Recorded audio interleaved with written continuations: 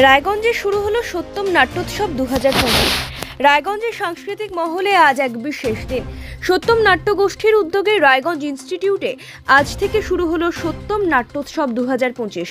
দুদিন ব্যাপী এই নাট্যোৎসবের সূচনা হয় সন্ধ্যা 6:30 বৃহন্নলা ছাড়ো ছদ্মবেশ নাটক দিয়ে, যার নির্দেশনায় রয়েছেন অলোক মিশ্র। এরপর সন্ধে 7:45 মঞ্চস্থ হয় জনপ্রিয় নাটক মহুয়া গাঁথা, নির্দেশনায় সুরজিৎ ঘোষ। প্রথম দিনের দুটি নাটকই দর্শকদের আবেগাপ্লুত করে তোলে। উদ্বোধনী অনুষ্ঠানে অতিথি ও দর্শকদের উপস্থিতি ছিল চোখে পড়ার মতো। মঙ্গল প্রদীপ জ্বালিয়ে উৎসবের আনুষ্ঠানিক সূচনা করা হয়। সত্যম নাট্যগোষ্ঠীর সম্পাদক জয়ন্ত চ্যাটার্জি জানিয়েছেন, আগামী বছর আরও বৃহৎ পরিসরে এই উৎসব আয়োজনের পরিকল্পনা রয়েছে। রায়গঞ্জের নাট্যপ্রেমীদের মধ্যে ইতিমধ্যে উৎসবকে ঘিরে উচ্ছ্বাস তুঙ্গে।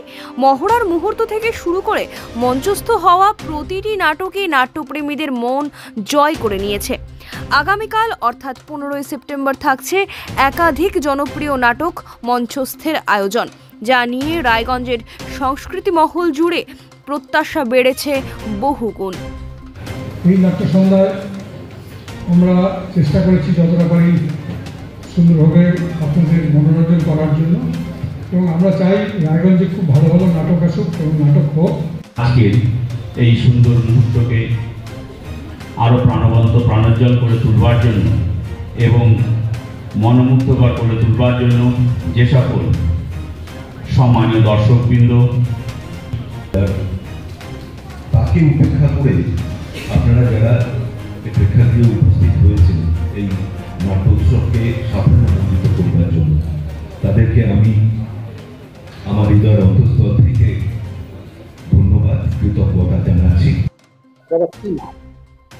আমার নাম জয়ন্ত চ্যাটার্জি। সংস্থার দায়িত্বে আছি, আমি সংস্থার দায়িত্বে আছি সম্পাদক। আজকে কি উদ্দেশ্যে আমরা দুদিনব্যাপী নাট্যোৎসব করেছি, তার প্রথম দিন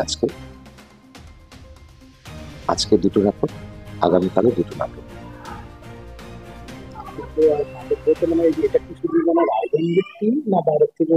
আজকে যে নাটকটি এখন চলছে সেটা কলকাতা নৈহাটির নাটক।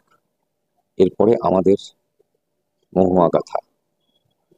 কালকে প্রথম নাটক বেহালা ব্রাত্যজনের দহনকাল, দ্বিতীয় নাটক বালুরঘাট পত্রশুদ্ধি। দুদিন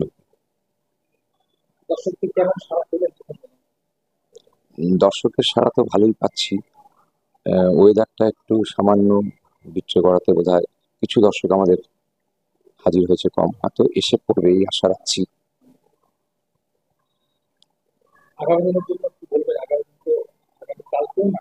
হ্যাঁ, আগামী দিনে আমরা বলবো সমস্ত দর্শক যেন এসে আমাদের এই মঞ্চে হাজির হয়, যাতে তারা ভালো নাটক দেখে, সারাটা দিন এনজয় করে, কিছু আমাদের পাশে এসে দাঁড়াক, নাটক নিয়ে কথা বলুক, নাটককে ভালোবাসুক। মোবাইলের পর্দা থেকে চোখ উঠিয়ে আমরা যে এতদিন ধরে কষ্ট করে নাটকটা মঞ্চস্থ করার চেষ্টা করছি, সেটা নিয়ে একটু আলোচনা করুক, বলুক, তাতে আমাদের উৎসাহ বাড়বে আগামীতে আরো ভালো কিছু প্রযোজনা করার, ভালো কাজ করার। এখন আপনিও রিপোর্টার, আপনার এলাকার যে কোনো খবর পাঠান এই নম্বরগুলোতে।